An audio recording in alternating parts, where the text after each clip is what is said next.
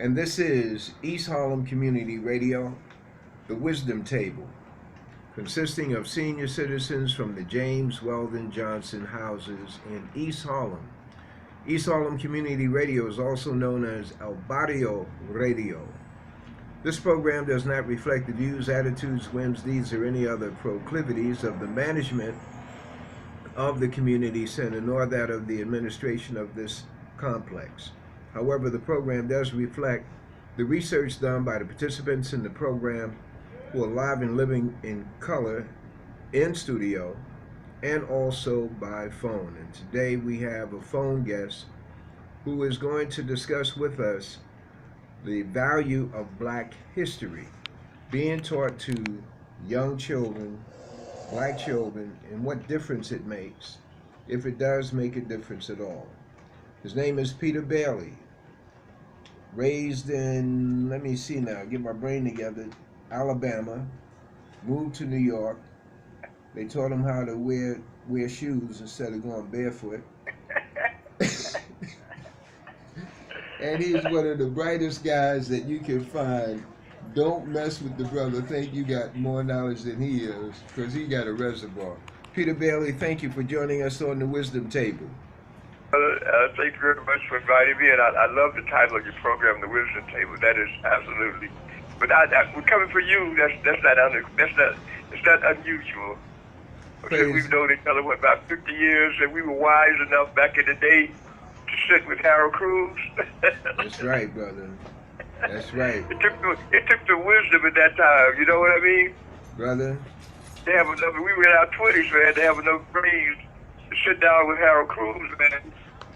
Man, and Mahmoud Boukiba. Oh man, it goes on, bro. You might be able to get into that with the guest here. We're going to go around the table, and as we progress in the program, the table begins to fill up. So I'm starting to my left. We are joined by Shirley Stroud, Eva Varnum, Esther Hyatt, Brother Stu Reed. And so the question, Brother Peter Bailey, is this: the value of teaching or sharing from the part of within your family, within the family, the value of sharing knowledge on Black history within the family, from books, from speeches, DVDs, CDs, etc. But the value, what difference does it make at all, based on your experience in sharing Black history facts with Black children? I think it makes all the difference in the world. In fact, I think one of the problems that we have had as a people in this country is we have not really done enough, or thought enough about combating the psychological warfare. And history is one of the weapons to combat that. I did not know anything about Black history until I got to Howard University in 1960. I was my second semester at Howard University in 1960. I grew up in Tuskegee, Alabama. Booker T. Washington, Chicago. I had heard about them because I was in Tuskegee. That's the only way I knew about it. Tuskegee University was there, then called Tuskegee Institute. So it wasn't until I got to college at Howard, Dr. Harold Lewis. And he said to us the first day of class, all your lives you study the history of people of European descent. In this class, we're going to study the history of the rest of the people in the world. And that's where I was introduced to African American history, African history, Native American history, and then some Chinese history and Japanese history. But brother Peter, just repeat that, and I want you to speak as loud as you can. Just repeat. You go to this man's class. His name was Dr. Harold Lewis, and he taught history at Howard. And I really, when I enrolled in his class, I had not been told anything about him. It's not like everybody say, go and try to get in Dr. Lewis's class. I knew it was a class available, so I took it. And I went into the class, and on the very first day of class, Dr. Lewis said to us, all of your lives, you've studied the history of people of European descent. Well, in this class, you're going to study the history of the rest of the people in the world. And that's where I was first began to study African American history, African history, Native American history, and even some Chinese and Japanese history was in that class. That class left an absolutely indelible image on my mind, and I really believe that it was that class that later opened me up and opened my mind up to the extent that when I later had opportunities to listen to and work with Brother Malcolm and Dr. Henry Clark and Harold Cruz and Mahmoud Mujiba and people on that level, I was ready, and I think I was ready because of having that class with Dr. Lewis. I asked myself sometimes, if I had not had that class, would I have been ready when I met these brothers later on? Very A good. couple of years later. Okay, so continue and just interject the difference that you saw while you were a student, after a student, compared to friends and relatives who were not getting the same information, and then later on, as you began to look at groups of black people, those who knew something about black history and those who didn't know. As I say, it's something that I just wrote. I grew up from first grade through 12th grade. I had nothing on black history, nothing. I was taught, they barely even touched on slavery, and then never even made it sound like what it was all about. And I was taught to nearly worship Thomas Jefferson and George Washington, and was never told a single time that they were both enslavers of African people.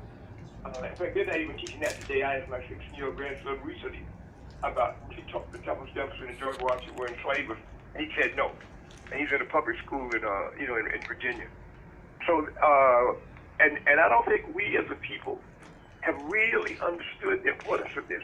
You know, Brother Leroy, if I was going to, anybody who do not understand the importance of the teaching of black history to our young people should read an article by Leroy Bennett Jr. in the February 1981 issue of Ebony magazine. And the title of the article is Why Black History is Important to You. It is the absolute definitive article on that subject. Anybody who wants to understand the importance of black history need to read that article. I read it over and over and over again, even to this day. I still occasionally go back and read it. And there's a line that Brother Leroy says in that article that has stuck with me for the rest of my life. He says, the past, of course, which is history, the past is a bet that your fathers placed that you must now cover. Now, of course, in 2018, I kind of take a little bit of leeway, and I always say the past is a bet that your ancestors placed that you must now cover. Now, to me, that's it. That's one line from that article. But I remember it, and when I read it, I almost jumped up. Man, you know how you jump up? I almost jumped up when I read that. But I never heard anything that was so absolutely educational and inspiring and informative. That one line, the past is a bet that your ancestors placed that you must now cover. And you can only cover that bet if you know what bet was placed by your ancestors, and you can only do that by studying. Beautiful. And at any point during the discussion for the wisdom table, participants feel free to interject questions for clarity, etc. Okay, so continue. The question I put to you is the difference that you may have seen in fellow students who weren't taking that course or exposed to that course, or relatives, people back home, you go back home and they didn't know what you knew based on that course with Dr. Harold Lewis. And then later on, as you began to move through your life, the difference that Harold Lewis quote indoctrination made to your facility of moving, or even blocking you from moving. Well, once I was in Dr. Lewis's class, and I began to learn history. I mean, I was like, my family was a family that had family reunions. And man, I would get them damn exciting, and they really, the family enjoyed it. I would be telling them all kind of history things and recommended books to read, and things, events and dates, and they would be marveling at some of the things that we never knew that black people did or contributed to, because they were the same bag that I was before I ran into and had the opportunity to study under Dr. Lewis. So I noticed that thing. I also noticed that it gave me a type of feeling and an attitude that I began to have a much more confident type of attitude when I was dealing with people of other races, and especially people of European descent. From then on, I had answers, man, and I developed more and more answers when I started talking about history. I could recite things. Before that, I could not recite anything. I talked about anything. They could just say anything about history, and I just had to sit there and listen, And so when I began I cannot overemphasize the confidence and the feeling of pride and of connection that I developed once I began to study our history, and to which we didn't even know about. I'm telling you, brother, you may think this is, I'm kidding you. I didn't even know about Nat Turner before Dr. Lewis, and Gabriel, and Denmark Vesey, and Frederick Douglass, and Martin. Because my favorite historical person is Martin Robinson Delaney. I love that brother, man. But I didn't know anything about these people, about Sojourner Truth and Harriet Tubman, and once I learned, I felt, man, I could sit down in classes of mostly whites, being mostly white, and I could, I was ready. And they started talking about what this done, what that had done, and who they done, and I started doing the same thing. Before that, I could not do that. So for me, it was a confidence booster. It was of course, it was knowledge, and I remember a quote, brother, I hate to quote a slave-owning American president, but on the front of the Madison building of the Library of Congress, written on the front of it is a quote by James Madison, and it says, "Knowledge will forever govern ignorance." And the people who mean to be their own governors must arm themselves with the power that knowledge gives. End of quote. And I use that quote all the time. And history is knowledge. History is a major part of knowledge. And I always remember that and I always say, man, I hate to use a quote by an enslaver. Sometimes if something has written, you got to use it. But knowledge, and when I tell it to my students, I always say, you notice, he just say, knowledge will sometimes govern ignorance. Knowledge will usually govern ignorance. Knowledge will, often govern. You said, knowledge will forever govern ignorance.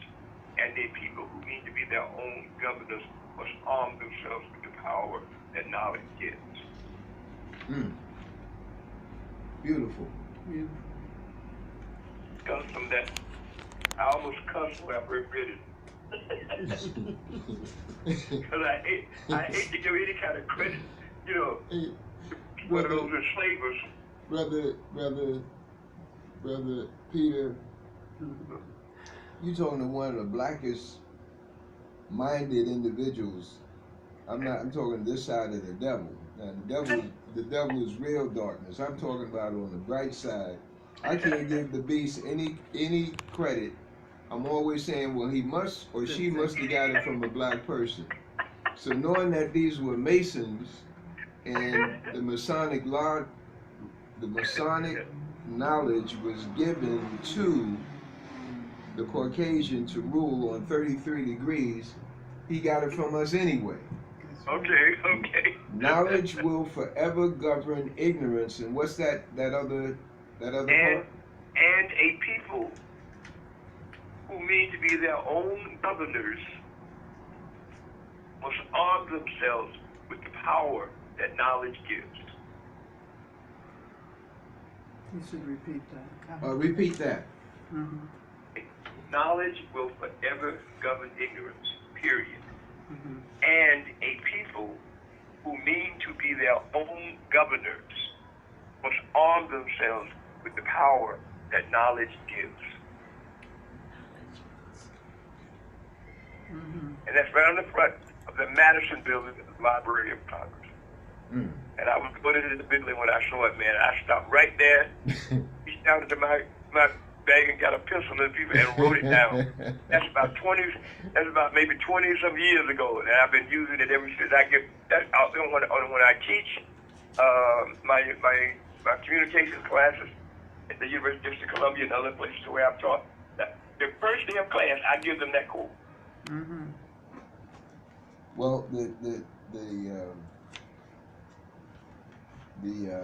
word is that when you saw it, you borrowed a piece of paper from a white man passing by, and a pen from a white intern running through the streets of Washington to give some knowledge to somebody, and she gave you a pen and you got it. So you got it. You always have to give credit where credit is due, Peter.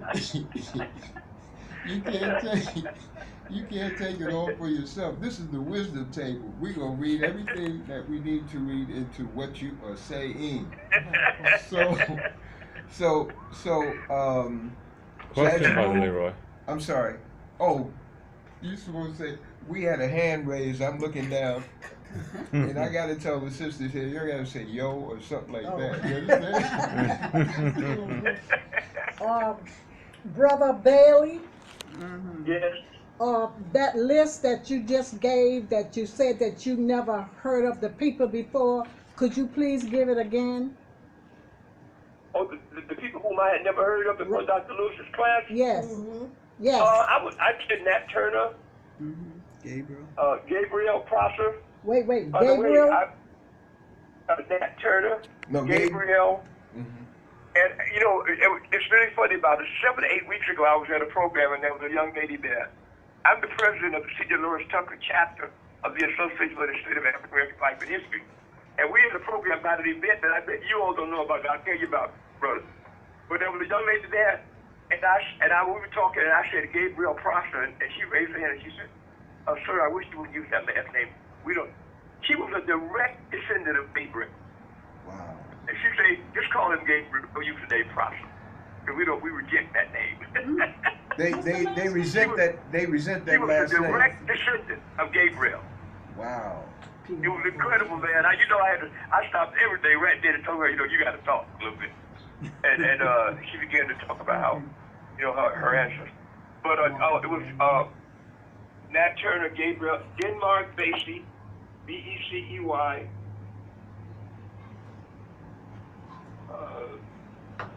Martin Delaney, you mentioned. Douglas, of course. Martin Robinson Delaney, one of my favorites. He's considered the father of black nationalism. Martin Robinson Delaney. You know what Douglas said? Frederick Douglass said about him? Go ahead. Frederick Douglass said, "I thank God I was born a man." Martin thanks God he was born a black man. Wow. Wow. Martin Robinson Delaney, Harriet Tubman, Sojourner Truth. I think those are the ones that I mentioned. Yeah. These are just some of the great figures, and yesterday I was just kind of excited to do them. Now, Brother Bailey, you quoted Lerone Bennett, February. Yes, Dr. Hyatt. Okay. Was that from Ebony Magazine? Yes. And Ebony Magazine, February 1981. February. And it's an article called "Why Black History is Important to You." It is, to me, every black adult, because so many of us are not aware of the importance of it, but every black child on the face, everywhere in this country, there should be an article that is a part of anything that they should be able to have to read that article. Because it is, as far as I am concerned, it is a definitive article on the importance of black history. Do you have that edition, or I have the edition in my collection, yeah? and I guard it like a.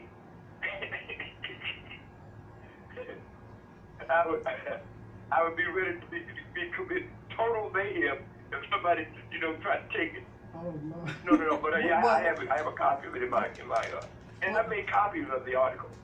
that was my next question. You have Yes. to make copies of it. Yeah. I have Okay. a question. Another question. Brother Bailey, why do you think that they stopped teaching Black history in our elementary schools? I think they stopped teaching it because they know the importance of it. And but here's my position.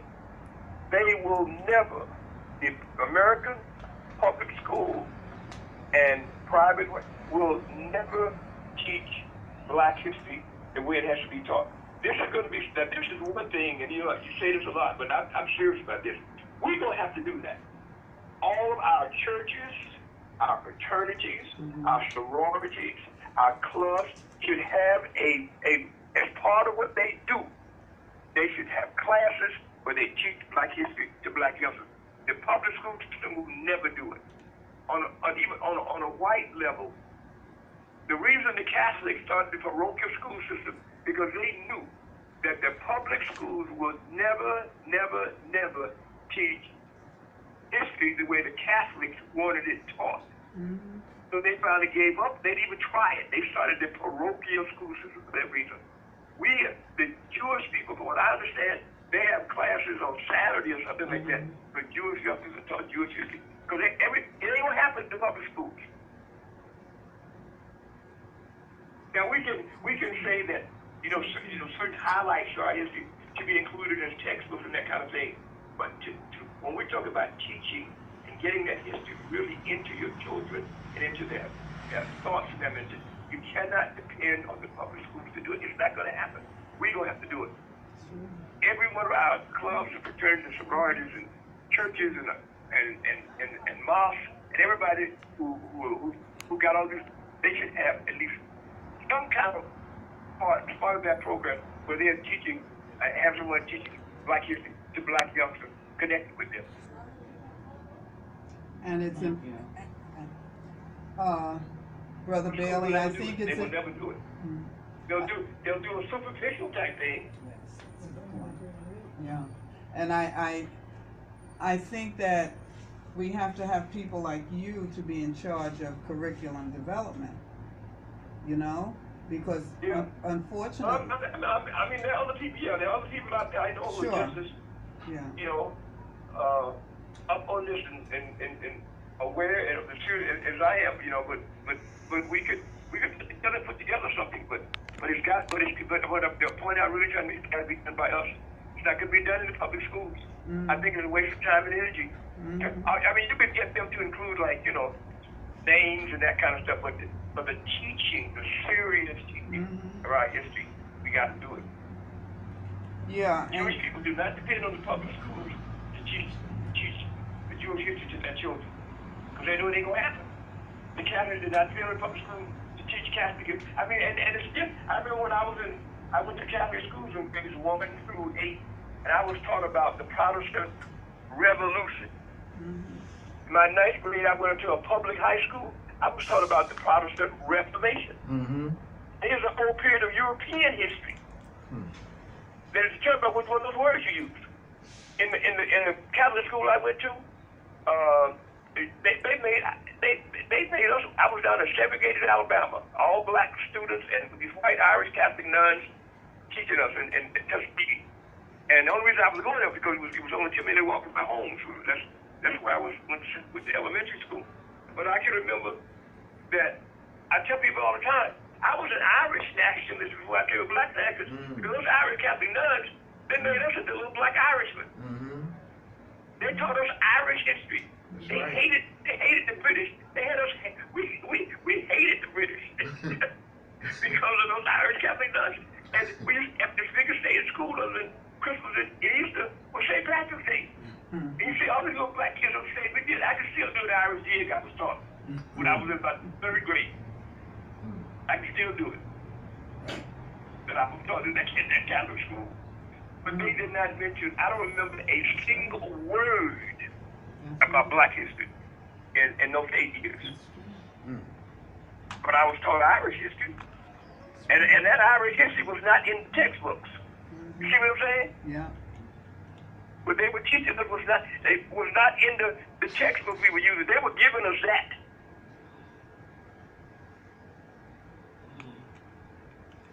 Like the Irish nationalists.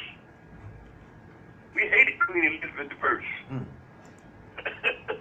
You wanted to be there when the brothers revolted up there in Massachusetts. Be there with Crispus Attucks.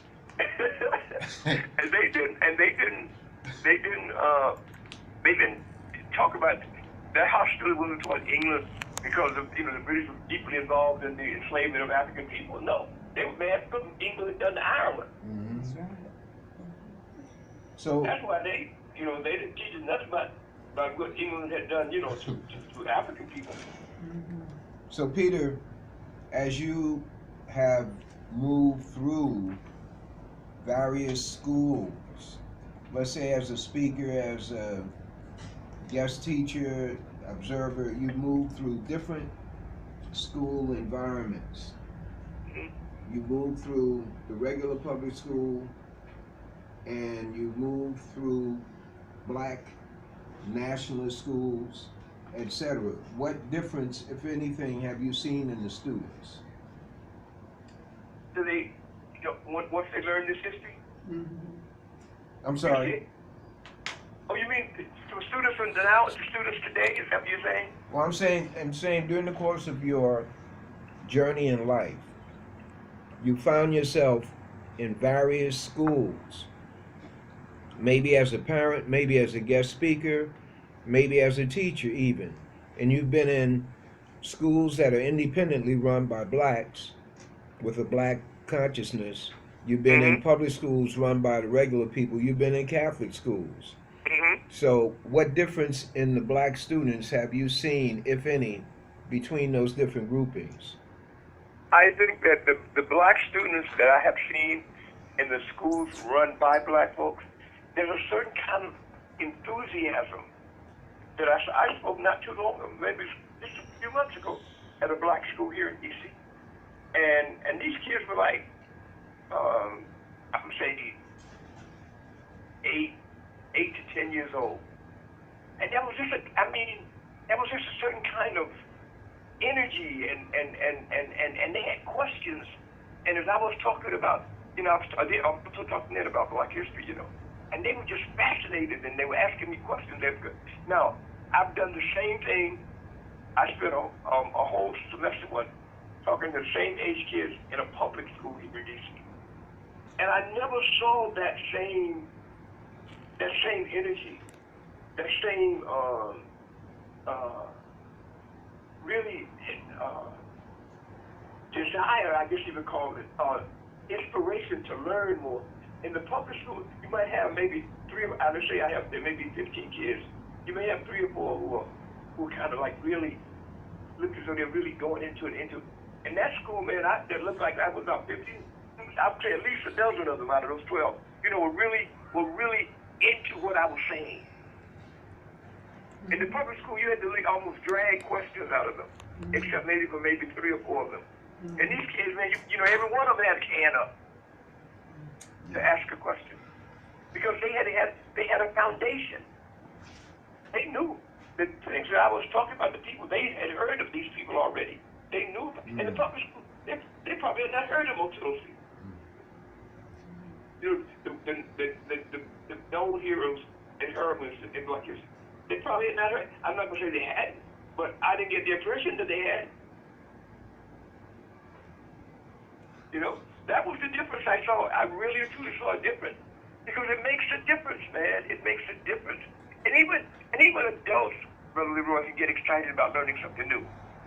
I learned this year that black folks was the first one to do what is now called Memorial Day. Right. Yeah. You should have seen me when I found this out, you know? Here, all these years, I'm just finding this out. But then I just ran across it by accident looking for something else. That in Charleston, South Carolina, in 1865, right after the end of the Civil War, the Confederates left the city of Charleston in large numbers, especially the upper income and wealthy ones. And they had 257 Union prisoners, black and white, in a prison there in Charleston, South Carolina. And so they buried them in a mass grave before they pulled out. And after they pulled out, the African men undug those, and gave each one of them an individual burial. And then on May 1st, 1865, they held in a tribute to these Union soldiers. They had a parade. 3,000 black children marching this parade. Black women, men, some units of the black Union soldiers. And then they had speeches and they had like a picnic and the ministers spoke. And I mean, they had a celebration of these black Union soldiers. This was on May 1st, 1865, by these black folks. Then in May of 1968, a Union general took this concept and moved it to May 30th and called it Decorations Day, because they decorated the Union graves with flowers. And then sometime, I think in the 20th century, sometime in the early, late 20th century, they renamed it Memorial Day. The first was done by black folks in May 1st. And you understand, these brothers and sisters were just, Civil War had just ended on April 9, 1865.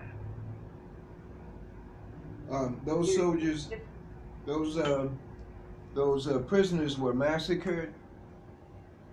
They had died, the thousands of Union soldiers died in Southern prison. They weren't killed, but the facilities were so understaffed that they died from starvation. Right. Okay. And all kinds of diseases. Right. Okay. And they just buried them in a mass grave. And when they were evacuating the city, they had buried them all in a big mass grave. And these brothers and sisters, undug those mass graves and then gave each one of them an individual burial. Guess how I reacted when I was living in Richmond, Virginia for a short time, and I found out that the first Union soldiers to enter Richmond, Virginia on April the 3rd, 1865 were black Union soldiers. I found out about a brother named T. Morris Chester, who was the only black Civil War correspondent. And he detailed how these black Union soldiers came in and marched down Richmond. And I lived on the street they marched down, Brother Leroy. I ran out on my balcony, man, and looked. Hey, Man, that's a movie. That's a movie. That's about. Yeah. This just happened maybe 20 years ago. And I'm still, so I get all excited about it. So you can imagine if you start telling young people this stuff. Wow. And make it and put it in movies.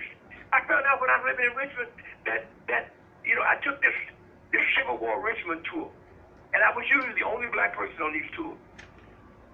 And you had a van, about a 15-passenger van, and so as we were going around, we came to a place in Richmond called Church Hill, which is it's on a hill in the city, and it looked down on the main business district in Richmond. And when we got to the top of the hill, there was a school there. And this little Southern Belle tour guide, she proceeded to talk about that this school was the site of the home of the Van Loo family. And brother, she started talking about Elizabeth Van Loo like she was the lowest scum of the earth. So of course I'm saying to myself, now anybody she talked about like that, I didn't know who this woman was. Mm-hmm. That was a Sunday. Monday morning I'm in the library. I found out that Elizabeth Van Loo was the first Union spy, the top Union spy in the whole Confederacy. She was the top Union spy. You live right there in Richmond. And what she would do is walk around through the streets of Richmond, mumbling to herself like she was crazy. They called her Crazy Bette. But what she did when her father died, they were part of the Richmond aristocracy. Her family was. When her father died, she and her mother freed the Africans who had been enslaved to them and then hired them to work for them. And among these was a young woman named Mary Elizabeth Bowser. They sent Mary Elizabeth Bowser up to Philadelphia to be educated, and then they brought her back to Richmond. Van Loo, of course, who was still traveling in the high Confederate circles, got word that Jefferson Davis's, Marina Davis, who was the wife of the Confederate president, was looking for a house slave. She recommended Mary Elizabeth Bowser. Mary Elizabeth Bowser spent almost 2 years in the Confederate White House spying for the Union Army. And of course, she was fast to mention onto Van Loo and they said she has photographic memory, and you know they said anything around her, and they didn't know she could read and write. And so I'm saying to myself, this is unbelievable. I then go and I went to the Museum of the Confederacy. Black folks in Richmond would criticize me because I would do that. Man, why are you going to that place? I said, because, what do you mean? Because there's stuff in here where I go see anywhere else. I went to the White House of the Confederacy, you know, and but with Mary Elizabeth Bowser, I found out when the war ended, they ostracized Van Loo, and Mary Elizabeth Bowser just kind of disappeared. She probably moved somewhere else under another name because they would have killed her. The whites in Richmond would ostracize Van Loo when they found out that she had been a Union spy, but they didn't kill her. But when she died, they buried her in a potter's grave. When her family came and got her and took her up to New England. And and you know what happened? In 1995, the Union Army, the American United States military intelligence, finally recognized the contribution of Mary Elizabeth Bowser by inducting her into the U.S. Military Intelligence Hall of Fame. Brother, that is a black Civil War movie that can be made. That would be, if I had some money, I would have those black soldiers marching into Richmond. As the first Union soldiers in, Mary Elizabeth Bowser. That's an incredible black Civil War story, you know, out there. I think there were 2 wars that this country thought that our ancestors should have fought in. And one was the Civil War and the other was World War II.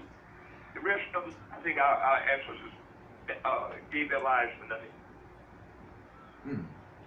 But this is the kind of, see, and I get all excited when I find this stuff. So can you imagine when you can pass this on to children, especially in forms of a movie, for documentaries, you know, or visual things? Mary Elizabeth Bowser was a teenager, man. Brother Peter, talk about the value of starting within one's own family, teaching about the ancestors, the great aunts, the grandmothers, and the kind of things that can be uncovered, and start with the lady that you interviewed within the last week or so. 2 things on that. One personal and one about her. Personally, I went to a family reunion just the first weekend in August, the Page family. Now, I went to a Page family reunion because my grandfather, Arthur A. Bailey, married Zeta Page, who was my blood grandmother, who died before I was born. He was birthed to the 13th baby. But the Pages have had a reunion every year for the last 56 years. I didn't really meet them for the first time until 1988, when my dad took me to a Page family reunion. But I've been to about 5 of them since then. They have them every year. But at this past reunion, there was 160-some people there. But the thing that was, to me, was the most beautiful and emotional for me and the young people there was everybody there was a direct descendant of the 10 children of my great-grandparents on the Page side, which was Benjamin, and Fannie Page, Benjamin and Fannie Page. They had 11 children. Everybody at this reunion, with the exception of in-laws, were direct descendants of these 11 children. So at the banquet on that Saturday evening, they would call out the name of the person of one of those 11 children, and their ancestors would stand up. Man, it was powerful. It was powerful and beautiful. When they called Zena Page, it was 15 of us there. Me and my sisters and nieces and nephews and and grands. There was 15 of us there, and down in Atlanta, and we stood up. We were all descendants of Zena Page.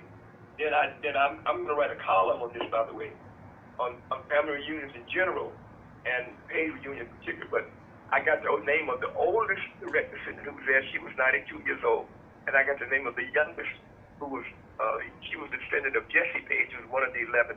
Then the youngest was Richard Wall, who was a direct descendant of Otis Page, and he was only 7 weeks old. So, but I'm going to write a column about that, and because while I was there, I talked to three people who were there for individuals who were there for reunions, and I overheard conversations of 3 other people. So that means that at that time I was in there, brother. There were 7 black families having reunions in Atlanta, Georgia. I'm going to write a column on this because we never talk about this. And then on the second thing you asked me, this past Sunday, I sat down with Miss Noel Smith. Smith is 100 years old. She was 100 years old. I think it was early. I don't know it was earlier this year. I don't know the exact date, but she was 100 years old. And I sat down with her because she lives in a house on Logan Circle here in D.C. Logan Circle is one of those circles in D.C. that they put down during the days when the city was founded. So that anybody invaded D.C., they would come into these circles and then get lost. And to this day, if you don't know where you're going, when you drive down D.C., you come to one of those circles, there's a whole bunch of them, and you come up with the circle, you don't know where you're going, you're in somewhere else. So you could never make a direct route to the White House. And it was done deliberately like that. And these circles lived the very, very upper income whites. And so when our family bought this house in 1930, I think she said, it was very difficult for black folks to get in. But she said at that time, the first black person had already moved in, and then once a black person moved in, then the whites started slowly moving out. And but Logan Circle is what it is. It is now called. And she told me about her family. Her father was a physician, and the whole history of D.C. She remembers, when D.C. was mostly black area. She said everybody around where she lived now was black, and they were black. That's all the black professionals, doctors, lawyers, teachers. She went to Dunbar High School, and then of course she very interesting. She talked about this, in D.C. at the time. They had a real kind of. She said there were 3 things that determined your status in D.C. in the black community: income, complexion, and occupation. And with complexion being very so, Dunbar High School, where she went, was a school where they say, and I've heard this before, that if you were darker than light brown, you couldn't hardly get into Dunbar, although it was a public high school. You had to go to Armstrong, which is the other black high school. I mean, this is the kind of it's getting bad, and U Street, when U Street was all black, U Street was looked like the black equivalent of 125th Street, except that on U Street, black folks owned the businesses. I think 125th Street, black folks never really owned the businesses. But on U Street, they did. And so it was. She's a woman, and I'm saying to people, man, if you got people up there in your family, who are elderly and who still on top of things, know what's going on, document them, get them on tape. I use this laptop for the first time to interview someone. I know how to use that kind of thing. I took lessons all day Saturday. Somebody teach me how to use this thing so I could use it on Sunday. Somebody gave me the laptop 3 years ago, the birthday present. And I had not touched it until Father's Day this year, when my family gave me an 80th birthday party, and then I used it again at the reunion. And And then this time was the third time I used it, but I had that laptop sitting down here for 3 years. I'm out of it when it comes to the new technology, brother. but I learned there was 7. Now I don't know how many others were elsewhere in the South, but in Atlanta that weekend I was there, I came across 7 black family reunions going on.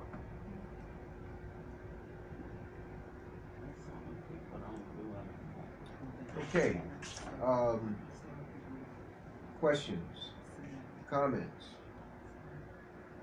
In terms of this, you dropped on me about Richmond some years ago. What you had learned about Richmond and the black folks in politics. You remember relating that to me? How a brother shared that information with you. Share it with the table. Okay. You mean about politics now? No, I'm talking about the few years ago. You shared with me what you learned about Richmond. You had spent time in Richmond. Okay. And I think you're talking about when I talk about the politics of decorum.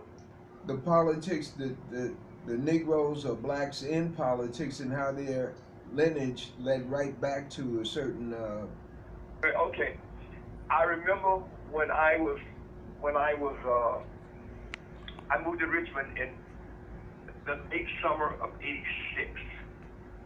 Well, in the spring of '87, I was walking down Broad Street, which is like Richmond, like Broadway in New York. Well, Broad Street is the street in Richmond. And I noticed I didn't see, how they know people out. And by the way, this was May 19th, brother, which is the anniversary of, Brother Malcolm's birthday. Right. I'm walking down Broad Street. I don't see hardly nobody out walking the streets, man. This is like a Sunday afternoon. Sun shining. And so I walked by this big hotel, Thomas Jefferson Hotel, which is a hotel where all the big time white boys go and have their big affairs and everything. And I saw all these people in these Confederate uniforms, and these ladies in these Southern, I call them Southern Belle dresses and gowns, going into this hotel. And then I ran into Robert Dean Farr. Robert Dean Farr is the brother who wrote Book of Numbers. They made a movie out of it. It was a book called Book of Numbers. And that book, he's from Richmond. I did not know that. I didn't even know him at the time. I ran into him, and we started, talking. And he told me about something about, I said, what's going on? He said, well, this is Confederates Day in Richmond. And on every Confederate Day, they have this soiree at the Jefferson Hotel. And they have on that Confederate outfits and the women in that Southern Belle gown. I don't know what they're still doing that now. I'm talking like back in the 1990s, in the late 80s and, in the early 90s. And we continued to talk. And I told him, I said, I have noticed how Richmond, there was not a whole lot of major black civil rights activity in Richmond during the time. He said, well, you have to understand that the white establishment in Richmond and the black establishment in Richmond, in many instances, have the same grandfathers and great-grandfathers. And man, that stunned me. And then later, this white guy came to me one day and said, I understand you're a writer. And I said, yes. He said, well, I have a friend who's writing a book about Richmond, and he could use someone like you to help him out. These are white guys now. So I said, okay. He was doing a PhD type thing. So they hired me to work with this cat. You know what the name of the book was? The Politics of Decorum. And what this white dude was saying was that Richmond white establishment had developed this tactic of, that's not gentleman, right? That's not ladylike. So, and many black people down here accepted that same thing. So he goes, and when something happened, they would get together a little bit, and they would quiet down the white folks, and the black folks would quiet down the black folks. And that's why you had no major uprisings or anything like that in Richmond during the days of the movement. And the book was called The Politics of Decorum, and he said that this has been a major tactic used by the white establishment in Richmond to keep things cool. Where I lived in Richmond, I could look up in this club. It was like about a block and a half away, but I could see it. It was the club where the big boys in Richmond met. I can't think of the name of it now. Commonwealth Club, that's what it was called. That was that club.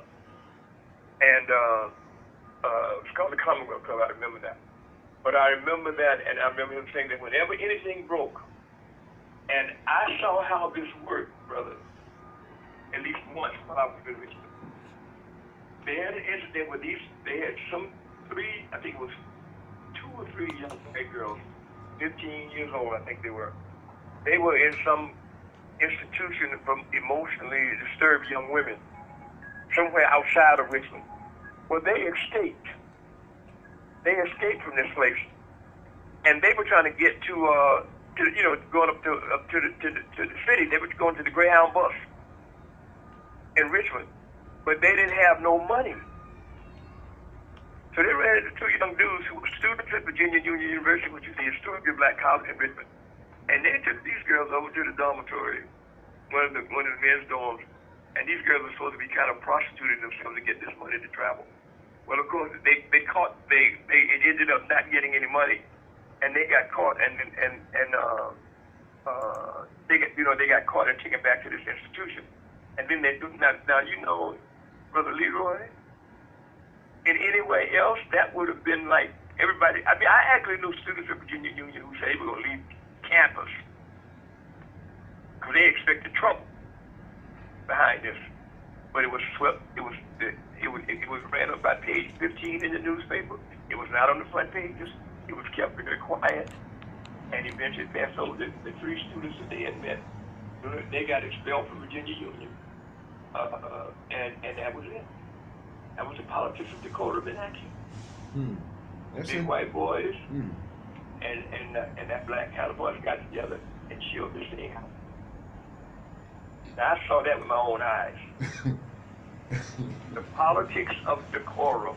Decorum means proper. What's proper? What's that's not gentlemanly. Okay. That's not ladylike.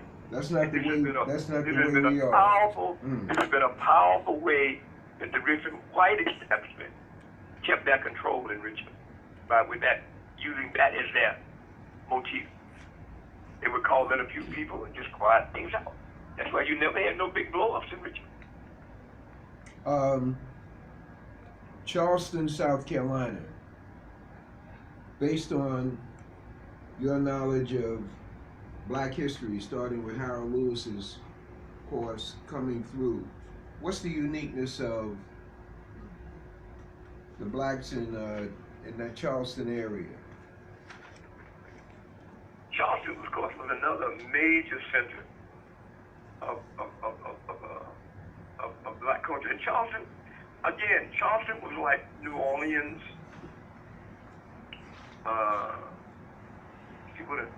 Those cities where they had a large mixed population. And they were the ones who usually got all the breaks. Whatever breaks came, and they usually got them. And they actually had what they used to call brown paper bag tests, brother, to belong to certain organizations like that within the black community. With the color thing.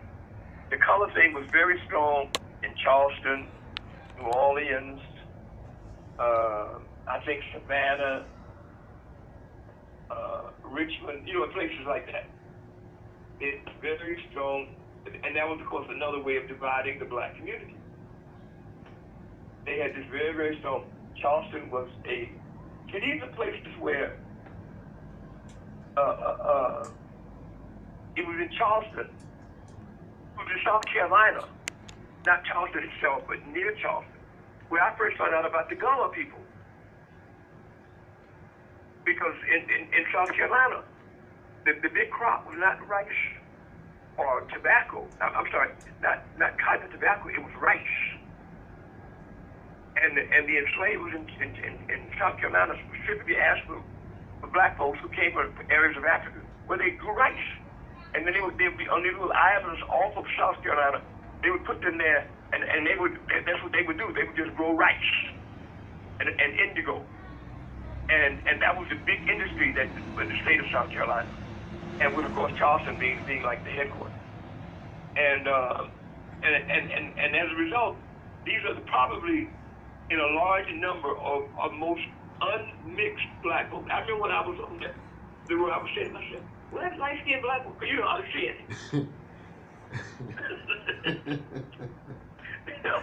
You know how to see it. These folks come as close as you would see, you know, the way black folks look when they run over here. I got a brother-in-law from that area, man. He looked like he just stepped out the boat from Nigeria or Ghana or somewhere. And that's where they all look. I kept saying, you just see, and they have a big Gullah festival every year in May,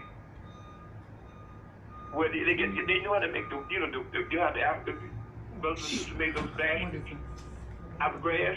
They can make those baskets, and these things are waterproof. Waterproof. And so that's kind of Charleston itself. I mean, it's to some degree when you walk around in Charleston, to me, it still looks like like antebellum. Although they have the Avery Institute, which is where you can study black history. They got a black institute there called the Avery Institute, where you can study they got it more of a history like of black folks now. But all of these things are still very dependent on white philanthropy. And until we get control of these things, man, they can only go so far about telling the real truth. Questions? Brother Bailey, Peter Bailey. Peter Bailey. Mm-hmm. Did I hear you say something about in some parts of Charleston they speak Gullah? It's not in Charleston itself. There's a section of Charleston with Beaufort, Allendale County. There's a section of Charleston which is where they do this. It's not in Charleston itself, although you have people there who are good. But and they literally like Hilton Head was one of those islands. Of course, now Hilton Head is now after World War II. Hilton Head is now a big resort area when it comes. But some of those islands are still kind of intact, and they're still people mainly by black folks, and they're right off the coast of Charleston and Savannah, Georgia, and Charleston, South Carolina, and they call them the Gullah people because when they speak English and don't want you to understand what they're saying, they can do it.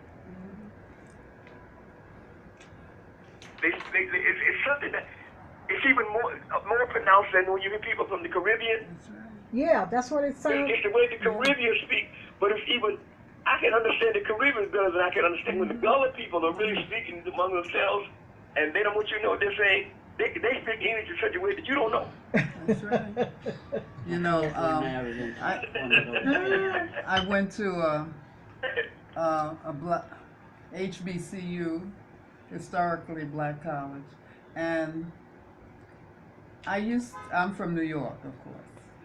I used to gather all my friends from South Carolina, whom I had just met, and I would go to their rooms in the dormitory, and I said, okay, you all talk, just speak.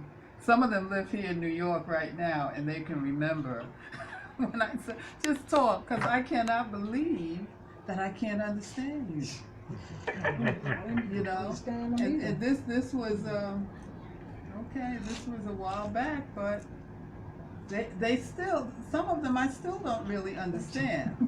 I met a couple of brothers from out in New York like that, man. Yeah. They would be talking, all of a sudden they start talking to each other in Gullah, Yeah. And they're speaking English. But the Well, way they do it, you just cannot understand what they're saying. They were talking just like they knew exactly what each other was saying.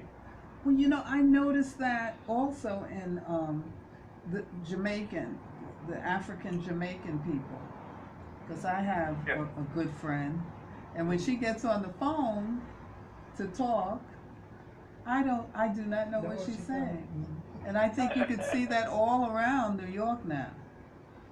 You do not Yeah, well, understand. and It's the I same think they thing. call them Gullah because I think they were mostly people from the area of Africa that is now Angola, Angola. and that's how it became the name Gullah. Oh, because I'm the first time I But heard. it would be really nice one year if you have time to go down to the Gullah. I think it's over Memorial Day weekend, but it's every year they have what they call a Gullah festival. And man, you hear some language and the food is just unbelievable. You know, and they are the closest we have to folks who were never a part of the mix, the mixture type. Because the whites would stay up. Don't the whites on those islands were overseas. Okay. The first time I heard Gullah, I thought they were West Indies. Mhm. I had never heard of That's no what you would Gullah. think, yeah. Yeah, Mm-hmm. they sound. But we didn't know that there were people in this country who talk like that. But they're the only ones I know, the Gullahs. I don't know anyone else anywhere else who speak like that. Wow. Brother Peter, if you are aware, talk about the connection between Barbados and Charleston. That I'm not too aware of. I Okay. do know that when they had I do know that when the Haitian Revolution occurred, many of the people from Haiti came to Charleston, many of the whites, and some of the I guess you would call them the mixed blacks came from Haiti and went to Charleston. I don't know about Barbados. I don't know Okay. any connection between Barbados and Charleston. But I do know many people, many whites who fled Haiti after the revolution, many of them came to Charleston. Okay. Any concluding questions on the part of the wisdom table? No. Well, I'm aware of, I don't know the name of this person, but there have been black researchers who have done research in Gullah, and they were from South Carolina, and they wanted to explore language. Okay. And what this one person did, I heard, was that she took tapes. She had the people in the Gullah regions talk on the tape. And then she went over to Angola because she knew somehow through her research that there was a connection. And she said she went in the marketplace, and when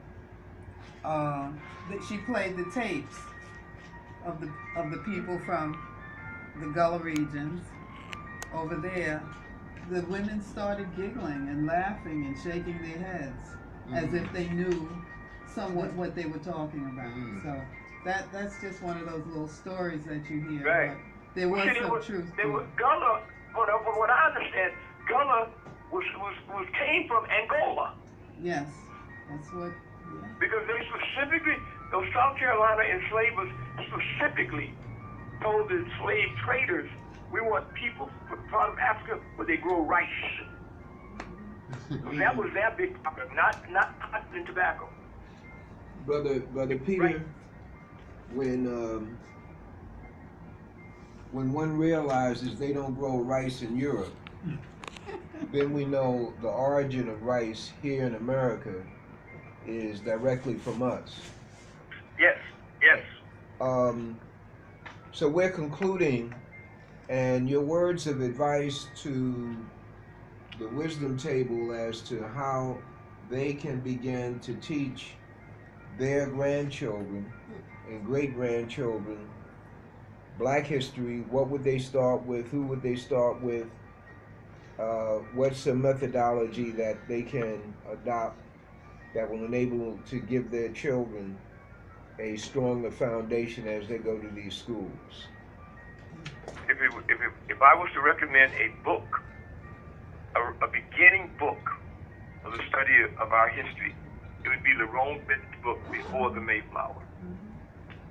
That would be the book I would recommend to anyone for the beginning to study. Of course, I'm not saying everything is in there, but if you want a book to start with, I would start with Leroy Bennett's Before the Mayflower, because it also includes, that book also has some parts of African history, and that book goes from 1620 to 1966.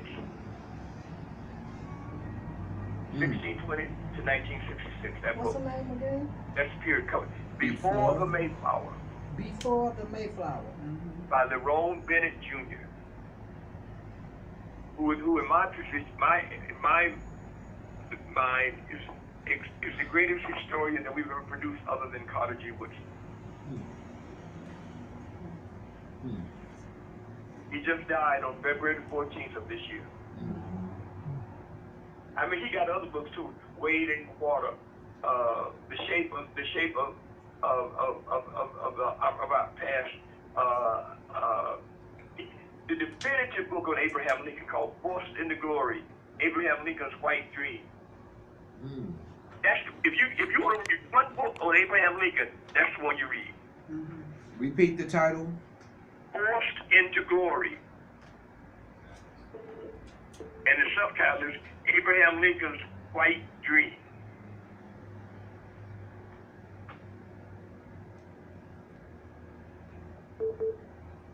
And Peter, how valuable might be old issues of Ebony, Jet, Sepia Magazine, Bronze, Negro Digest?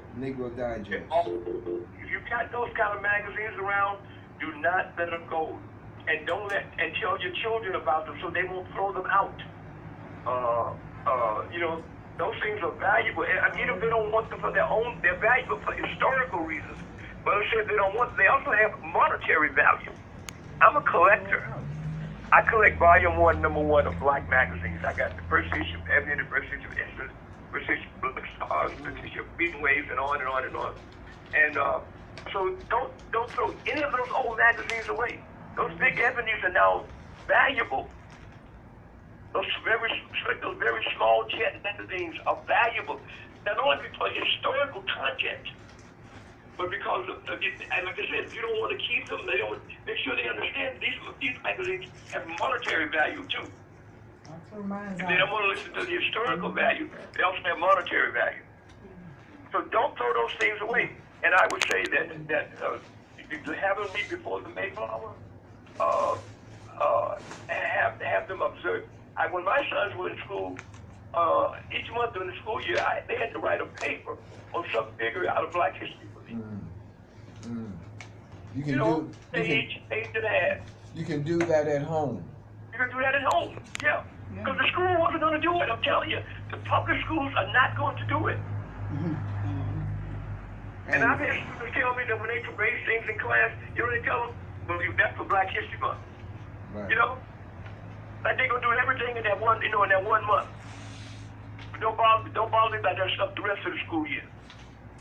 And Peter, I think what we heard from you in terms of your observations in these different school settings, where there's Black consciousness, a value of your own history, you have greater pride and self-assurance, the ability not only to question, but to raise your hand and speak before groups, etc. I'm talking about as a young age. So it's not just a ritual of giving your child Black history. It's a matter of extreme importance.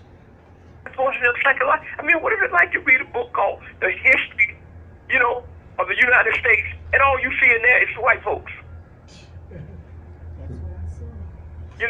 on the history, great figures in history, and there's not a single black person.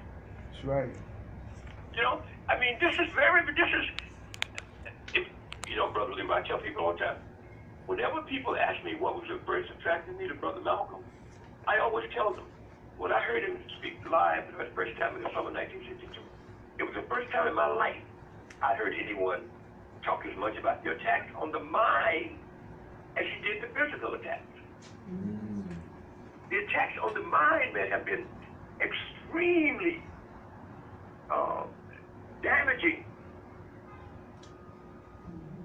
Extremely damaging. And we got to deal with that. And one of the ways you deal with it is through teaching black history. And stop making up the natural be taught that our history began when the enslaved people brought it. And that's why, and what the terms you use, never call nobody no slave master. It's either a slave owner or an enslaver. And I always use the term enslaved Africans. I try to avoid as much as I can the word slave. I say enslaved Africans. All right, my I brother. never call nobody no slave master. Well, who the hell say they are a master? That's softness. When I want to know Civil War Richmond to us, that lady would be talking about their servants. Brother Peter, the very last question is, what did you learn from Harold Cruz? What did Harold Cruz say to you? Cruz said to me, In terms of writing, you documenting. must always, each generation has the responsibility, not a choice, responsibility of documenting its time. So the succeeding generations, though they will make mistakes, will not repeat the same mistakes made by their predecessors. That's what Harold Cruz taught us. And you can only do that if you document. He said we had the responsibility to document our time. They get all kinds of tape things now. You can talk it to leave, you know, to leave and even get to send to your children. Think about your family history. One of my nieces did a lot of digging up of my family history. I got her interested in it and excited about it. And she went and dug up stuff, you know, that I didn't know. So you have to be constantly, you know, and our family reunions, Brother Leroy, you know when the young people start really realizing they were not just some big, hell play type thing, we started forming a huge circle about 25 years ago, and we would call out the names of ancestors, and then pour libations and say our shade. And the young people they really got into that. Because we would be calling out names of people they had not heard who were their ancestors. When you have don't have to be any kind of gap. When my family get together now, we always pour libations. We form a circle, and we can't be outside, and you get a flower pot, and you have a young member of the family do the pouring. You call out a name, they pour the water into the pot, and you say Ashe. You call out another name, and have people around the circle call out names, and you can more we call out. Sometimes if you have a close friend, you know, who passed, people like that. But it's a way I have found since we started doing that the young people in my family feel much more connected to the family reunions, and that they are not just like, you know, just sit there and eat, you know, and they understand there's a historical thing going on here. Beautiful. Well, my brother, I want to thank you. Shirley Stroud, Eva Varnum. Esther Hyatt. Focus on that. We to say something? Charlena Davis. Okay. Bless you, black man. Thank you, bro. Thank you, the Wisdom Table, coming to you from East Harlem Community Radio, and so invigorating. The Wisdom Table stayed here longer than the Wisdom Table planned to stay here.